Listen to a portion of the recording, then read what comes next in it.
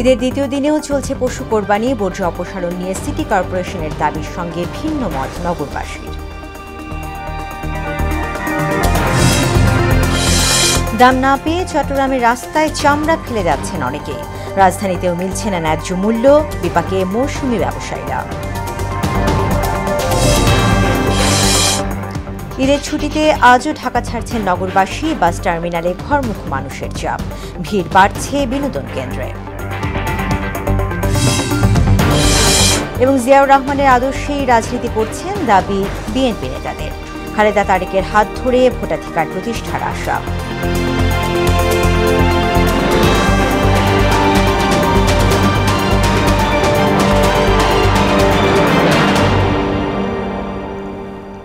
আসসালামু আলাইকুম, সবাইকে পবিত্র ঈদ উল আজহার শুভেচ্ছা জানিয়ে শুরু করছি মোহনা সংবাদ। শুনছিলেন শিরোনাম, সঙ্গে আছি তাসমিয়া সেরিন। এবার বিস্তারিত। ঈদের দ্বিতীয় দিনেও চলছে কোরবানি। কাজের ব্যস্ততা, কষের সংকট এবং একাধিক পশু যারা কোরবানি করেন তারাই মূলত আজও কোরবানি দিচ্ছেন। এদিকে বর্জ্য অপসারণ নিয়ে ঢাকার 2 সিটি কর্পোরেশনের দাবি ভিত্তিহীন বলছেন নগরবাসী। এখনও প্রধান সড়ক থেকে শুরু করে অলিতে গলিতে পড়ে আছে বর্জ্য। কোনো কোনো এলাকায় দেয়া হয়নি বর্জ্য ফেলার ব্যাগও। আরও জানাচ্ছেন উষা ফেরদৌস। ইসলামী শরিয়া মতে 3 দিন পর্যন্ত কোরবানি করা যায়। 10 জিলহজ ঈদের নামাজ শেষ হওয়ার পর থেকে শুরু করে জিলহজের 12 তারিখ সূর্যাস্তের পূর্ব পর্যন্ত কোরবানি দেয়া যায়। তবে তৃতীয় দিন সূর্যাস্তের পর আর কোরবানির সুযোগ থাকে না। হাদিস অনুযায়ী 3 দিনই কোরবানি হয়। 3 দিন আল্লাহ পাক মানুষের অন্তর চায়। ঈদের পরের দিনটাই আমরা পারিবারিকভাবে, এটা আমাদের ঐতিহ্য, আমরা ধরে নিয়েছি যে আমাদেরকে ঈদের পরের দিনই কোরবানি দিতে হবে। বেশিরভাগই আমরা ঈদের দ্বিতীয় দিনই কোরবানি দেওয়া হয়। এটা আসলে আমাদের একটা ঐতিহ্য বলা চলে। আর তাই যারা বিভিন্ন ব্যস্ততা অথবা কষাই সংকটের কারণে ঈদের প্রথম দিন কোরবানি দিতে পারেননি, তারাই দ্বিতীয় দিনে আল্লাহর সন্তুষ্টি লাভের আশায় কোরবানি দিচ্ছেন। একটু রিল্যাক্সের জন্য পরের দিন কোরবানি দেওয়া, নিরিবিলি একটু কোরবানিটা দেওয়ার জন্য, এই জন্য আমরা ঈদের পর দিন সবসময় দিই আর কি। ম্যাক্সিমাম কোরবানি ঈদের দিন হয়ে যায়, যার কারণে ঈদের পর দিন কষাই কোনো সমস্যা হয় না, গরু কাটার জন্য যে কারিগরগুলো লাগে। এদিকে ঢাকা উত্তর সিটি কর্পোরেশনের কোরবানির 100% বর্জ্য অপসারণের দাবি ভিত্তিহীন বলছেন এলাকাবাসী। কারণ ঈদের দ্বিতীয় দিনেও সড়ক সহ অলিগলির অনেক জায়গা ছিল বর্জ্যে ভরা। ব্লিচিং পাউডার পর্যাপ্ত না দেওয়ার কারণে কমেনি দুর্গন্ধ। পড়েই আছে, আমরা তো অনেক গন্ধ পাইতেছি, চলতে ফিরতে কষ্ট হইতেছে। এদের বলা উচিত যে আজকের মধ্যে বা কালকের মধ্যে করে ফেলছি, এটা ঠিক না। রক্তটা পরিষ্কার হয়েছে, বৃষ্টিতে শতভাগ বলা যাবে না। এই যেমন করতেছে, হয়তো আজকেও লাগবে বা আরো 2-1 দিন লাগবে, শতভাগ হয় কি হবে। একই চিত্র ঢাকা দক্ষিণ সিটি কর্পোরেশনের 100% বর্জ্য অপসারণের দাবির বিপরীতে অবস্থান এলাকাবাসীর। অনেকেই নিজের চেষ্টায় বর্জ্য অপসারণ করেছেন বলে জানান। আবার কোনো এলাকায় সিটি কর্পোরেশনের গাড়ি যায়নি বলেও অভিযোগ নগরবাসীর। কোনো সিটি কর্পোরেশনের লোক আসে নাই, কোনো বর্জ্যের জন্য কোনো লোক আসে নাই, কোনো পয়সা সব আমরা নিজেরাই করতে গেল, ওনারা কেউ আসে নাই। এদিকে গোবরে ভরির ময়লা এটা ফালাবো, সেই পলিটা তো দেওয়া হয় না। উপরিয়ান্তিতে নিয়ে চলে যায়, ভালো করে পরিষ্কার করে না। কোথাও ব্লিচিং পাউডার আমার চোখে পড়ে না। আমাদের এখানে এই গলিটাও, ওইখানে ময়লা, অনেক জায়গায় বিভিন্ন জায়গায় ময়লাটা তেমন পরিষ্কার করা হয় না, কোনো ব্লিচিং পাউডারও দেওয়া হয় না। ঈদের তৃতীয় দিনেও কোরবানি দেবেন নগরবাসী, তাই সিটি কর্পোরেশনের কার্যক্রম আরও জোরদার করার দাবি তাদের। উষা ফেরদৌস, মোহনা সংবাদ, ঢাকা।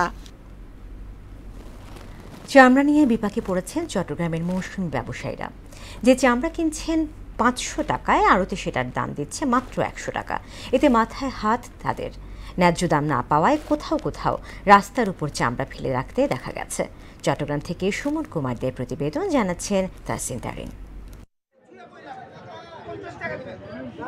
প্রতি বছর সরকারের নির্ধারিত দামের উপর নির্ভর করে কাঁচা চামড়া সংগ্রহ করেন আড়তদার ব্যবসায়ীরা। অন্যদিকে কিছু লাভের আশায় পাড়া মহল্লা থেকে চামড়া সংগ্রহ করেন মৌসুমি ব্যবসায়ীরা। এতে কেউ কেউ লাভের মুখ দেখলেও বেশিরভাগ ব্যবসায়ীর অভিযোগ আড়তদারদের সিন্ডিকেটের কারণে লোকসানের মুখে পড়তে হয় তাদের। সরেজমিনে গিয়ে দেখা যায় নগরীর আতুরা ডিপো এলাকায় রাস্তার উপর এখনো পড়ে আছে শখানেক কাঁচা চামড়া। মৌসুমি ব্যবসায়ীরা বলছেন বড় চামড়া 500 টাকা করে কিনেছেন, অথচ আড়তদাররা সর্বোচ্চ 100 টাকা দিচ্ছে। 200-250 করে কিনছি, ফাটি একটা এসে বলছে 100 টাকা দিব, এর পর আর আসেন উনি চলে গেছে। কেউ আসতেছে না, চাইতেছে না, বিক্রি করতেও পারতেছে না। খরচ করে দাঁড় খরচ করে নিয়ে সামটা নিছি। এখানে আমাদের দাঁড় আসতেছে না, জিজ্ঞাসা করতেছে না, মালগুলো কিনতে হচ্ছে না, কেন, কি ব্যাপারটা কি? আর সরকারে এরা যদি না কিনে এই রেটটা দিল কেন? এই বিষয়ে বৃহত্তর চট্টগ্রাম কাঁচা চামড়া আড়তদার ব্যবসায়ী সমবায় সমিতির সাবেক সভাপতি মোহাম্মদ মুসলিম উদ্দিন বলেন, সরকার লবণযুক্ত চামড়ার দাম প্রতি বর্গফুট 55 থেকে 60 টাকা নির্ধারণ করেছে, কিন্তু মৌসুমী ব্যবসায়ীরা যে কাঁচা চামড়া সংগ্রহ করেন সেটিকে লবণযুক্ত করতে অনেক খরচ হয়। একটি 20 ফুটের চামড়ায় প্রক্রিয়াজাতকরণ, পরিবহন ও আড়তের খরচ সহ প্রায় 500 টাকা খরচ পড়ে। 600 টাকা 500 টাকা 450 টাকা আমরা খরচ করছি। যখন উপজেলায় পড়ছে সরকারে লবণ দিছে এতিমখানা এবং মাদ্রাসারা ওই মৌসুমী ব্যবসা ব্যবসা ওরা না বুঝে ওদের কাছ থেকে সামনে করে নিয়ে যাচ্ছে। তবে যেভাবেই হোক সংগ্রহ করা কাঁচা চামড়া সরকারের মনিটরিং টিমের মাধ্যমে ন্যায্য দামে কিনে নেবেন আড়তদাররা, এমনটাই প্রত্যাশা মৌসুমী ব্যবসায়ীদের। তাহসিন তারিন, মোহনা সংবাদ। সাভারের ট্যানারিগুলোতে কোরবানির পশুর চামড়া ঢুকতে শুরু করেছে। ঢাকা ও আশপাশের এলাকা থেকে আসছে এসব চামড়া। ঈদের দিন দুপুর থেকে রাজধানী মোহাম্মদপুর, সায়েন্স ল্যাব, গুলশান 2 ও পুরান ঢাকার পোস্তা এলাকা থেকে চামড়া সংগ্রহ শুরু করেন মৌসুমী ব্যবসায়ীরা। লোকসানের অজুহাতে সরকার নির্ধারিত দামে চামড়া কিনতে চাইছেন না আড়তদাররা। এতে প্রত্যাশিত দাম না পেয়ে হতাশ মৌসুমী ব্যবসায়ীরা। মূলধন ফেরত আসা নিয়েও শঙ্কায় রয়েছেন তারা। আড়তদাররা চামড়া সংগ্রহ করে লবণ মিশিয়ে তা সংরক্ষণ করেন, পরে লবণ মেশানো চামড়া যায় ট্যানারিতে।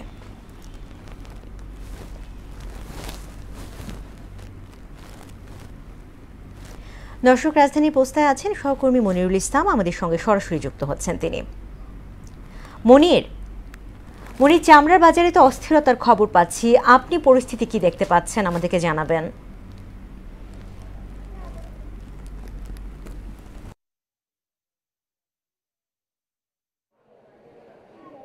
জানেন, আমরা এই মুহূর্তে আছি ঢাকার পোস্তাতে, অর্থাৎ এখানে কিন্তু আসলে যেই মৌসুমী ব্যবসায়ী যারা ফড়িয়া, তারা কিন্তু এখানেই চামড়াটা এনে যারা আড়তদার আছে তাদের কাছে বিক্রি করে। আমি যদি দেখাই যে আমার পেছনে কিন্তু রাস্তায় অনেক চামড়া পড়ে আছে। আসলে এগুলো কিন্তু যারা ফড়িয়া অর্থাৎ যারা মৌসুমী ব্যবসায়ী তারা আমাদেরকে জানিয়েছেন যে সঠিকভাবে প্রক্রিয়াজাত না করায় তারা আসলে আকার ভেদে 5 থেকে 600 টাকা দরে তারা এই চামড়াগুলো কিনেছিলেন প্রতিটা চামড়া।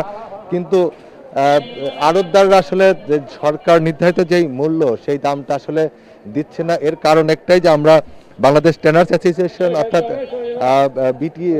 বিটিএর সাথে কথা বলেছি, তারা আমাদেরকে জানিয়েছেন যে সরকার চামড়ার যে নির্ধারিত দাম ধরেছে 1350 টাকা, সেই টাকা কিন্তু আসলে যে চামড়াটা লবণ দেয়া।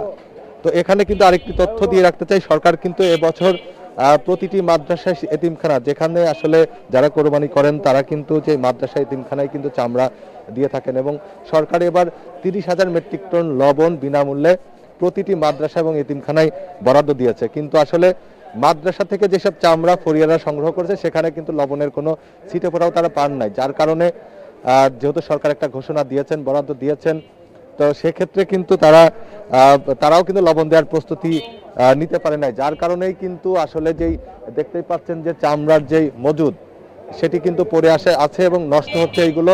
এবং তারা বলছে যে আসলে তারা যে বিনিয়োগ করেছে, ঈদ আসলে যে বিনিয়োগ করেছে চামড়ার পেছনে, তো সেই বিনিয়োগটা আসল টাকাটাই আসলে তোলা মুশকিল হয়ে যাবে। যেদিন আমার কাছে এই ছিল পোস্তার চামড়া থেকে সবশেষ পরিস্থিতি। মনিন, আপনাকে ধন্যবাদ। ঈদের দ্বিতীয় দিনেও বাড়ির পথে ঢাকা ছাড়ছেন বহু মানুষ। বিভিন্ন বাস টার্মিনালে আসা ঘরমুখ মানুষ জানান ছুটি না পাওয়া সহ নানা কারণে ঈদের আগে বাড়ি যাওয়া সম্ভব হয়নি, তাই আজকের দিনটি বেছে নেওয়া। বরাবরের মতো বাড়তি ভাড়া আদায়ের অভিযোগ করছেন যাত্রীরা। এদিকে ট্রেনের ফিরতি যাত্রায় যাত্রীদের স্বাস্থ্যবিধি মেনে চলা সহ মাস্ক পরার অনুরোধ করেছে রেলপথ মন্ত্রণালয়। নাদিম মুস্তফার ক্যামেরায় মুনতাসির মামুনের প্রতিবেদন, জানাচ্ছেন রাজু আলাউদ্দিন। ঈদের দ্বিতীয় দিন, অথচ সকাল থেকেই গাবতলী বাস টার্মিনাল যেন ঘরমুখ মানুষের স্রোত। ঈদের আগে না পারলেও পরিবারের সাথে ছুটি কাটাতে রাজধানী ছাড়ছে তারা। সকাল থেকে নানা রুটে বাস ছাড়লেও কমছে না যাত্রীর চাপ। সিট না পেয়ে অনেকেই বাসে দাঁড়িয়ে রওনা দেন গন্তব্যে।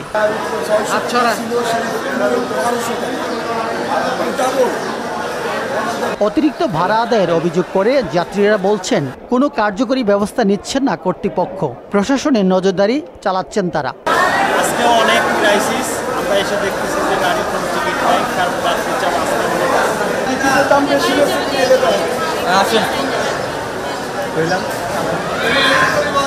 অভিযোগ অস্বীকার করে বাস কর্তৃপক্ষ বলছে নির্ধারিত ভাড়াই নিচ্ছেন তারা। গাড়ি কম, যাত্রীর সংখ্যা বেশি, বিশেষ করে কুরবানির ঈদের পরে 2 দিন যাত্রী একটু বেশি থাকে। আর যাত্রীরা বলছে যে ভাড়া বেশি নিচ্ছে, এটা আমরা কাউন্টার ভাড়া বেশি নিচ্ছি না। অভিযোগ করছে এমন একটা যাত্রী যে কারণে অভিযোগ করছে বিআরটিতে চার্জ আছে, ওইখানে প্রমাণ রাখে তার থেকে ভাড়া বেশি নেওয়া হয়েছে কিনা। কারণ এখন যে ভাড়াটা নেওয়া হচ্ছে এই ভাড়াটা বিআরটি নির্ধারিত ভাড়াটা কিন্তু 12 মাসের জন্য প্রযোজ্য। ভোগান্তি কিংবা বাড়তি ভাড়ার চাপ নিয়েই স্বজনদের সাথে ঈদ আনন্দ ভাগাভাগি করতে গ্রামে যাচ্ছেন নগরবাসী। রাজু আলাউদ্দিন, মোহনা সংবাদ, ঢাকা। ঈদুল আজহার ছুটিতে ভিড় বেড়েছে দেশের পর্যটন কেন্দ্রগুলোতে। সাগরকন্যা কুয়াকাটায় ঈদের ছুটি উপভোগ করছেন হাজার হাজার দর্শনার্থী ও পর্যটক। কক্সবাজার সৈকতে পর্যটকের ভিড় রয়েছে। সৈকতের প্রতিটি পয়েন্টে ছুটির আনন্দে মেতে উঠেছে হাজারো মানুষ। হোটেল মালিকরা আশা করছেন ঈদের ছুটিতে প্রতিদিনই পর্যটকের ঢল নামবে। ইতোমধ্যে বুকিংয়েও আশানুরূপ সাড়া মিলেছে। দ্বিতীয় দিন আমরা ঢাকা থেকে এসেছি বন্ধুবান্ধব নিয়ে ঘোরার জন্য। তো পৃথিবীর দীর্ঘতম যে সমুদ্র সৈকত কক্সবাজার, এখানে এসে আমরা খুবই আনন্দিত। কক্সবাজারে আসছি আমার ফ্যামিলি ট্যুরে মা বাবার সাথে, এবং এই জায়গায় এসে আমার অনেক খুব ভালো লাগছে। নোনা পানিতে এসে অনেক মজা লাগছে। অনেকদিন ছুটি পেলাম, তাই আমরা কক্সবাজার ছুটে আসলাম ঢাকা থেকে।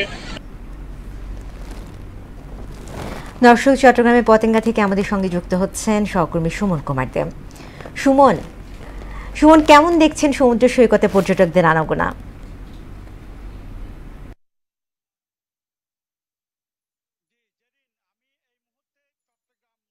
যে পতেঙ্গা সমুদ্র সৈকতে রয়েছি, আমরা দেখতে পাচ্ছি ঈদের ছুটিতে মানুষের যে ভিড় বেড়েছে পতেঙ্গা সমুদ্র সৈকতে। আমি যদি আপনাকে একটু দেখাই, এই মানুষ বিভিন্ন জায়গা থেকে তারা এসে আসলে জোয়ার থাকার কারণে নিচে কেউ নামতে পারছে না, কিন্তু তারপরে যে মানুষের উপস্থিতি বেড়েছে সেটি এই ভিডিওর মাধ্যমে দেখলেও বোঝা যাচ্ছে।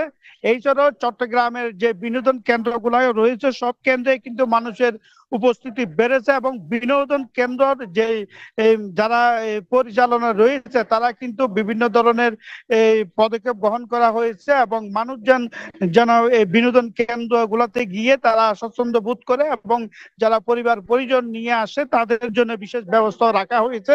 অন্যদিকে চট্টগ্রাম যে সমুদ্র সৈকতের যে টুরিস্ট পুলিশ রয়েছে, টুরিস্ট পুলিশের পক্ষ থেকে বিভিন্ন ধরনের নিরাপত্তা ব্যবস্থা গ্রহণ করা হয়েছে এবং পুলিশের উপস্থিতি বাড়ানো হয়েছে, এবং যারা এখানে বিনোদন কেন্দ্রে আসছেন তারা যেন সুন্দরভাবে তারা বিনোদনের যে আনন্দ সেটি উপভোগ করতে পারে। এছাড়াও চট্টগ্রামের যেই হোটেল মোটেল রয়েছে সেগুলাতেও কিন্তু উপস্থিতিটা কিছুটা বেড়েছে, অর্থাৎ যে ঈদের ছুটি সেই কারণে মানুষের যে উপস্থিতি সেটি আমরা আসলে লক্ষ্য করতে পারছি। এবং বিভিন্ন যে কেন্দ্রগুলো রয়েছে সেই কেন্দ্রগুলোতে আমরা দেখছি সব বয়সীর মানুষ, অর্থাৎ শিশু থেকে বৃদ্ধ সবাই কিন্তু সেই বিনোদনের জন্য আসছে, এবং ঈদের ছুটি রয়েছে যেহেতু স্কুল কলেজের ছুটি রয়েছে সেই কারণে মানুষের যে উপস্থিতি সেটি কিন্তু আমরা লক্ষ্য করতে পারছি। তো চট্টগ্রামের সমুদ্র সৈকত থেকে এই ছিল এখন পর্যন্ত আমার কাছে সর্বশেষ। জেরিন, সুমন, আপনাকে ধন্যবাদ। বহুদলীয় গণতন্ত্রের প্রবর্তক জিয়াউর রহমানের আদর্শ ধারণ করে বিএনপি গত 17 বছর আন্দোলন সংগ্রাম করে আসছে বলে জানিয়েছেন দলের নেতারা। আর চেয়ারপারসন বেগম খালেদা জিয়া এবং ভারপ্রাপ্ত চেয়ারম্যান তারেক রহমানের নেতৃত্বে দেশের মানুষের ভোটাধিকার প্রতিষ্ঠা হবে বলে আশা জানিয়েছেন তারা। জসিমউদ্দিনের ক্যামেরায় তনজিদ ভুইয়ার 3 পর্বের ধারাবাহিক প্রতিবেদনের আজ প্রথম কিস্তি। বাংলাদেশ জাতীয়তাবাদী দল বিএনপি দেশের অন্যতম বৃহৎ রাজনৈতিক দলটির যাত্রা শুরু প্রয়াত প্রেসিডেন্ট জিয়াউর রহমানের হাত ধরে 1978 সালের 1 সেপ্টেম্বর। 1981 সালের 30 মে তার শহীদ হবার পর দলের হাল ধরেন বেগম খালেদা জিয়া, যার আপসীন নেতৃত্বে দেশের রাজনীতিতে শক্ত অবস্থান গড়ে তোলে বিএনপি। 1991 থেকে 1996 এবং 2001 থেকে 2006 পর্যন্ত প্রধানমন্ত্রীর দায়িত্ব পালন করেন বেগম জিয়া। তিনি ছিলেন দেশের প্রথম মহিলা প্রধানমন্ত্রী। 1/11-এর পর আওয়ামী লীগ সরকারে এলে শেখ হাসিনার কোপানলে পড়েন তিনি। বিএনপির ক্রীড়া বিষয়ক সম্পাদক আমিনুল হক বলেন, স্বাধীনতার পর থেকেই স্বৈরাচারী কায়দায় দেশকে ধ্বংস করেছে আওয়ামী লীগ। মহান স্বাধীনতার ঘোষক শহীদ রাষ্ট্রপতি জিয়াউর রহমান তিনি বাংলাদেশের পথে প্রান্তরে গ্রামে গঞ্জে সাধারণ মানুষের কাছে ছুটি বেরিয়েছেন। যারা জ্ঞানী ব্যক্তি রয়েছে তাদের সাথে কথা বলে বাংলাদেশকে তিনি একটি সমৃদ্ধশালী বাংলাদেশে পরিণত করার জন্য তিনি বিভিন্নভাবে কাজ করেছেন। বহুদলীয় গণতন্ত্রের মতবাদে বিশ্বাসী বিএনপি জনগণকেই দেশের মালিক বলে মনে করেন চেয়ারপারসনের উপদেষ্টা মোয়াজ্জেম হোসেন আলাল ও জয়নুল আবেদিন ফারুক। তার গ্রহণযোগ্যতার কারণে তো বিএনপি এখন ঠিকই আছে। পাকিস্তানি সেনার বিরুদ্ধে কেন যুদ্ধ ঘোষণা করলো, সবগুলোই তো তার একটা অন্তর্নিহিত ছিল এইটাই যে তারা ওয়েস্ট পাকিস্তান আমাদেরকে শোষণ করে। মানুষের অধিকার মানুষের কাছে ফিরিয়ে দিতে হবে এবং সে অধিকার ফেরত পাওয়ার জন্য বৃহত্তর জনগোষ্ঠীর যে আকাঙ্ক্ষা, সে আকাঙ্ক্ষাকে নেতৃত্ব দিয়েছেন অতীতে শহীদ জিয়াউর রহমান, দিয়েছেন দেশনেত্রী বেগম খালেদা জিয়া, এখন দিচ্ছেন জনাব তারেক রহমান। গণমানুষের দল বলেই বিএনপির নেতৃত্ব কখনো দেশ ছেড়ে পালিয়ে যায় না বলে মন্তব্য করেন দলের স্থায়ী কমিটির সদস্য খন্দকার মোশাররফ হোসেন। শেখ হাসিনা আওয়ামী লীগের নেত্রী হয়ে গায়ের জোরে ক্ষমতায় টিকে থাকার জন্য দেশে বহু অন্যায় করেছে। এভাবে একটি সরকার বিদায় নেবে, দেশ থেকে পালিয়ে যাবে, একটি দল পালিয়ে যাবে, এটা তো এদেশের মানুষ আশা করেনি। এই জন্য স্বাধীনতা এদেশের মানুষ চায়নি। জনগণের ভোটে নির্বাচিত হয়েই তার দল রাষ্ট্র পরিচালনায় বিশ্বাসী বলেও জানান এই বর্ষিয়ান রাজনীতিবিদ। ভোটের মাধ্যমে সরকার পরিবর্তন করতে পারে, সে দেশের মানুষ অবশ্যই একটি গণতান্ত্রিক দেশের মানুষ। তানজিদ ভুইয়া, মোহনা সংবাদ, ঢাকা। ঈদুল আজহা উপলক্ষে বিএনপির প্রতিষ্ঠাতা শহীদ রাষ্ট্রপতি জিয়াউর রহমানের সমাধিতে শ্রদ্ধা জানিয়েছেন জিয়াউর রহমান ফাউন্ডেশন। সকালে ZRF এর নির্বাহী পরিচালক ডক্টর মোর্শেদ হাসান খানের নেতৃত্বে ফাউন্ডেশনের অন্যান্য সদস্যরা সাবেক রাষ্ট্রপতির মাজারে শ্রদ্ধা জানান। এ সময় জিয়াউর রহমানের আদর্শ ধারণ করে দেশকে এগিয়ে নেয়ার প্রত্যয় জানান তারা। এবার আন্তর্জাতিক। ইসরায়েলি বর্বরতায় গাজায় আরও শতাধিক ফিলিস্তিনি মারা গেছেন। এতে ৫৪,৭০০ ছাড়িয়েছে মোট প্রাণহানি। এদিকে ইউক্রেনের খার্কিভ অঞ্চলে ড্রোন, ক্ষেপণাস্ত্র এবং গাইডেড বোমা হামলা চালিয়েছে রাশিয়া। অন্যদিকে অভিবাসন বিরোধী অভিযানের প্রতিবাদে উত্তাল যুক্তরাষ্ট্রের লস অ্যাঞ্জেলেস। ইশতিয়াক হোসেনের ডেস্ক রিপোর্ট। ইসরায়েলের মুহুর্মুহুর হামলায় গাজায় বেড়েই চলেছে লাশের তালিকা। সবশেষ জাবালিয়া, রাফা সহ একাধিক অঞ্চলে বোমা হামলা চালিয়ে আরও শতাধিক ফিলিস্তিনিকে হত্যা করেছে নেতানিয়াহু সেনারা। এতে ১৯ মাসের তাণ্ডবে ৫৪,৭০০ ছাড়িয়েছে প্রাণহানি। এদিকে ইতিহাসের অন্যতম হামলার শিকার ইউক্রেনের দ্বিতীয় বৃহত্তম শহর খার্কিভ। একযোগে ড্রোন, ক্ষেপণাস্ত্র ও গাইডেড বোমা দিয়ে হামলা চালায় রুশ বাহিনী। টানা দুদিনের হামলায় শহরটিতে প্রাণ হারিয়েছেন ৫ জন, আহত হয়েছে ৬০ জন। অপরদিকে দেশটির খেরসন শহরে চালানো হামলাতেও নিহত হন ২ জন। অন্যদিকে যুক্তরাষ্ট্রের অভিবাসন, পুলিশের অভিযান এবং বেআইনি গ্রেপ্তারের বিরুদ্ধে লস অ্যাঞ্জেলেসে চলছে বিক্ষোভ। শুক্রবারও একাধিক স্থানে অভিযান চালিয়ে বহু মানুষকে আটক করা হয়। শনিবার ধরপাকড় অভিযানকে কেন্দ্র করে বিক্ষোভকারীদের সঙ্গে পুলিশের উত্তপ্ত পরিস্থিতির সৃষ্টি হয়। পরিস্থিতি নিয়ন্ত্রণে টিয়ার গ্যাস ও স্টান গ্রেনেড ব্যবহার করে পুলিশ। এই সময় আটক করা হয় ৪৪ জনকে। এদিকে স্থানীয় কর্তৃপক্ষ পরিস্থিতি নিয়ন্ত্রণে আনতে না পারলে ফেডারেল সরকার হস্তক্ষেপ করবে বলে হুমকি দিয়েছেন প্রেসিডেন্ট ডোনাল্ড ট্রাম্প। একই সঙ্গে বিক্ষোভ দমনে ২,০০০ ন্যাশনাল গার্ড মোতায়েনের নির্দেশ দেন তিনি। চলমান অভিবাসন বিরোধী অভিযানে এ পর্যন্ত প্রায় ২০০ অভিবাসী আটক হয়েছে। ইশতিয়াক হোসেন, মোহনা সংবাদ। খেলা খবর ফুটবল। ১৫ জুন শুরু হচ্ছে ফিফা ক্লাব বিশ্বকাপ। এবার যে পরিসর এবং বাজেট, তাতে ক্লাব ফুটবলের সবচেয়ে বড় টুর্নামেন্টটি ছাড়িয়ে যাবে অতীতের সব রেকর্ড। আগে প্রতি বছর আয়োজন হলেও এখন থেকে প্রতি ৪ বছর অন্তর বসবে আসর। ক্লাব বিশ্বকাপের বিশদ জানাচ্ছেন মুদাসির আলী। সেই ২০০০ সালে শুরু হয় ফিফা ক্লাব বিশ্বকাপ। অর্থনৈতিক কারণে এর পরের ৪ বছর বন্ধ থাকলেও ২০০৫ থেকে প্রতি বছর হয়ে আসছে এই টুর্নামেন্ট। তবে এবারে নতুন আঙ্গিকে আয়োজন করা হচ্ছে, যা ছাড়িয়ে যাচ্ছে অতীতের সব রেকর্ড। অর্থবিত্ত ও দল সংখ্যা মিলিয়ে এ যেন হতে যাচ্ছে আরেকটি গ্রেটেস্ট শো অন আর্থ। আগে ৬টি কনফেডারেশন থেকে ৭টি দল অংশ নিত ক্লাব বিশ্বকাপে, খেলা হতো 10 থেকে 12 দিন পর্যন্ত। এবারে তা বদলে 8টি গ্রুপে 4টি করে মোট 32টি দল খেলবে। 1 মাস ধরে হবে এই টুর্নামেন্ট। খেলা হবে যুক্তরাষ্ট্রের মোট 12টি ভেন্যুতে।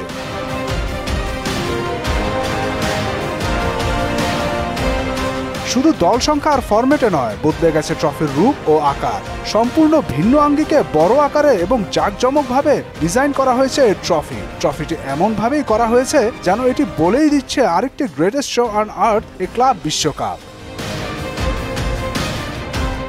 আগে প্রতি বছরের আয়োজন হলেও এবার থেকে প্রতি 4 বছর অন্তর হবে এই টুর্নামেন্ট। প্রাইজ মানির পরিমাণও এখন আকাশচুম্বী। টাকার অঙ্কে $1 বিলিয়ন মার্কিন। এত বিপুল অর্থে আগের আসর তো দূরের কথা, 2022 কাতার বিশ্বকাপের প্রাইজ মানি ছিল এর অর্ধেকেরও কম। এর মধ্যে সবচেয়ে বেশি $125 মিলিয়ন পাবে বিজয়ী দল। এছাড়াও ফাইনালিস্ট দলের জন্য থাকছে $30 মিলিয়ন। গ্রুপ পর্বে প্রতি ম্যাচ জয়ের জন্য 20 লাখ এবং ড্র হলে মিলবে $10 লাখ। আর আসর থেকে প্রাপ্ত অর্থ দেয়া হবে অংশগ্রহণকারী ক্লাব দলগুলোকে। সব মিলিয়ে অংশগ্রহণকারী কোনো দলই ফিরবে না খালি হাতে। এত বড় আকারে ক্লাব বিশ্বকাপ আয়োজন নিয়ে ফিফা প্রেসিডেন্ট জিয়ান্নি ইনফান্তিনোর সমালোচনাও হয়েছে ঢের। বিশ্ব পেশাদার ফুটবলারদের সংঘ, ফিফপ্রো, ক্লাব ফুটবলের সংস্থা, বিশ্ব লীগ ফোরাম, লা লিগা সহ বিশ্বের বহু ঘরোয়া ও আঞ্চলিক ক্লাব ফুটবল প্রতিযোগিতার আয়োজকরা বিরোধিতা করে আসছে।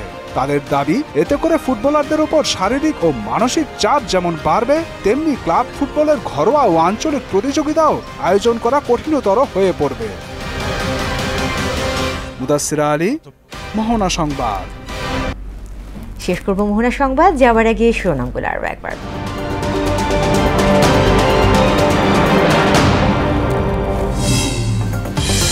ঈদের দ্বিতীয় দিনেও চলছে পশু কোরবানি। বর্জ্য অপসারণ নিয়ে সিটি কর্পোরেশনের দাবির সঙ্গে ভিন্ন মত নগরবাসী। দাম না পেয়ে চট্টগ্রামের রাস্তায় চামড়া ফেলে যাচ্ছেন অনেকেই। রাজধানীতেও মিলছে না ন্যায্য মূল্য, বিপাকে মৌসুমী ব্যবসায়ীরা। ঈদের ছুটিতে আজও ঢাকা ছাড়ছেন নগরবাসী। বাস টার্মিনালে ঘরমুখো মানুষের চাপ, ভিড় বাড়ছে বিনোদন কেন্দ্রে। এবং জিয়াউর রহমানের আদর্শে রাজনীতি করছেন দাবি বিএনপি নেতাদের। খালেদা তারেকের হাত ধরে ভোটাধিকার প্রতিষ্ঠার আশা।